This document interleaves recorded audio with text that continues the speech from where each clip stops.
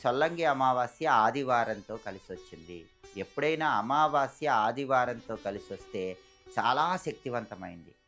ఆ రోజు చేసే పూజలు గానీ, పరిహారాలు కానీ కొన్ని వేల రెట్లు ఎక్కువ ప్రయోజనాలను కలిగింపజేస్తాయి. కాబట్టి జనవరి 18 ఆదివారం అమావాస్య సందర్భంగా అందరూ కూడా స్నానం చేసిన తర్వాత ఒక రాగి చెంబు లేదా రాగి గ్లాసు తీసుకొని ఆ రాగి చెంబు లేదా రాగి గ్లాసులో అలా వీలు కాని పక్షంలో ఒక గాజు గ్లాసు, అది కూడా వీలు కాని పక్షంలో ఒక స్టీలు గ్లాసు తీసుకొని అందులో నీళ్లు పోసి ఆ నీళ్ళల్లో పచ్చకర్పూరం పొడి కలపండి.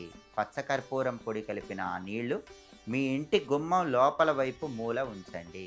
జనవరి 18 మొత్తం ఆ నీళ్ళు అలాగే ఉంచి మర్నాడు ఉదయం స్నానం చేసి ఆ నీళ్లు ఎక్కడైనా చెట్టులో పోయండి. అలా చేస్తే మీ ఇంటికి ఉన్న నెగిటివ్ ఎనర్జీ తొలగిపోతుంది. ఇంట్లో ఎవరి మీద బ్లాక్ మ్యాజిక్స్